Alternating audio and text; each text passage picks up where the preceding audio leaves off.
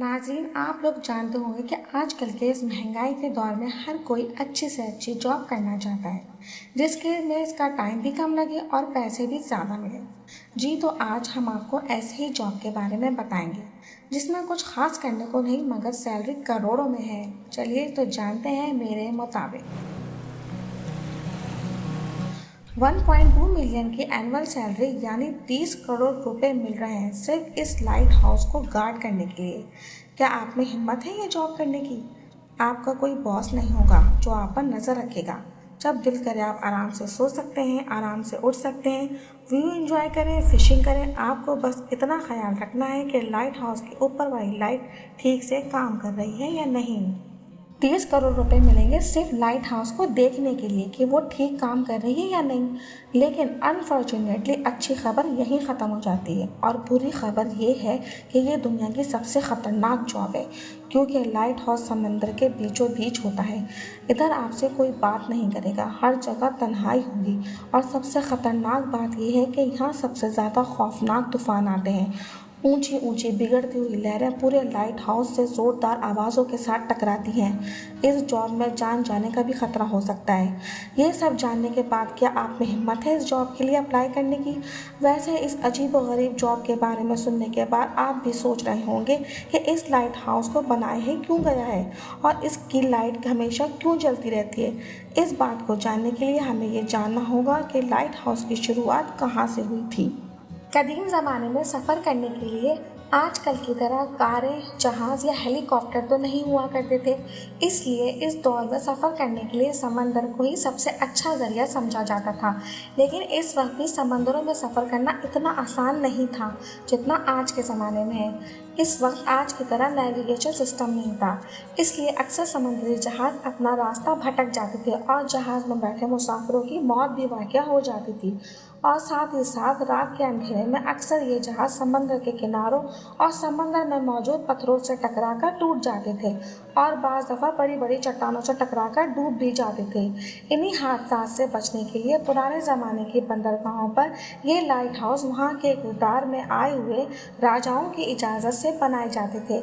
इस ज़माने में इनको दीप घर भी कहा जाता था और इनका इस्तेमाल जहाज़ों को रास्ता दिखाने के लिए किया जाता था।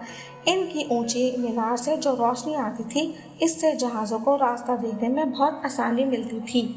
आपको बताते चलें कि दुनिया में पानी के जहाज़ों की हिस्ट्री बहुत पुरानी है, इसलिए लाइट हाउस को भी बहुत कदीम माना जाता है, मगर इसके सबूत बहुत बाद के मिलते हैं। पहले ज़माने में लाइट हाउस में लाइट की जगह आग दिखाकर रास्ता दिखाया जाता था, लेकिन आग जलाने से समंदर में बहुत दूर तक इसकी रोशनी नहीं दिखती थी।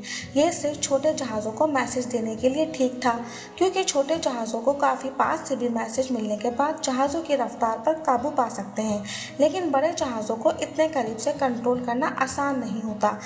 फिर वक्त के साथ साथ जैसे जैसे जहाज़ों की बनावट और इनमें दी गई सहूलतों में जिद्दत आई, तो इसी तरह लाइट हाउस को भी फरामोश नहीं किया गया और इसमें आहिस्ता आहिस्ता तब्दीली आने लगी और इसको मुख्तलिफ स्कूलों और कॉलेजों में भी पढ़ाया जाने लगा।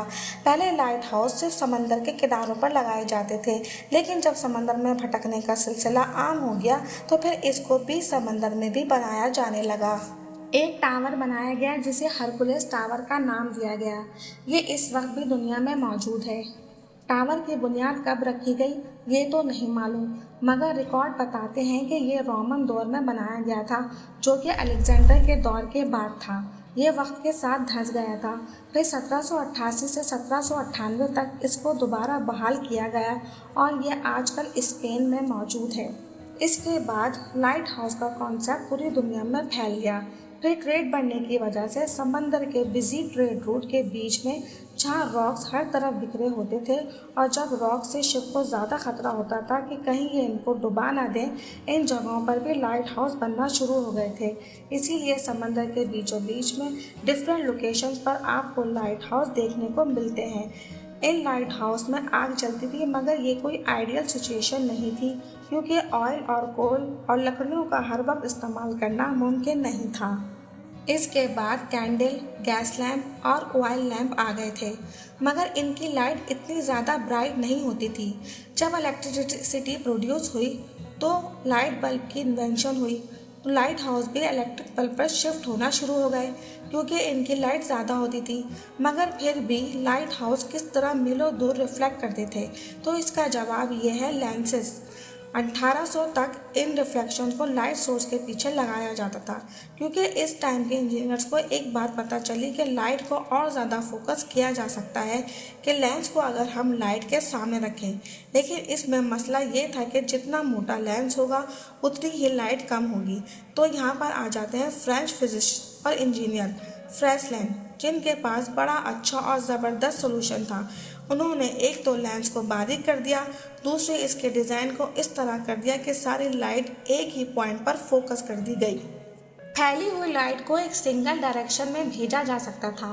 मोस्टली लाइट हाउसेज में अब फ्री लेंसेज ही इस्तेमाल होते हैं। लाइट को मीलों दूर से बहुत आसानी से देखा जा सकता है। अब तक के लिए इस वीडियो में इतना ही।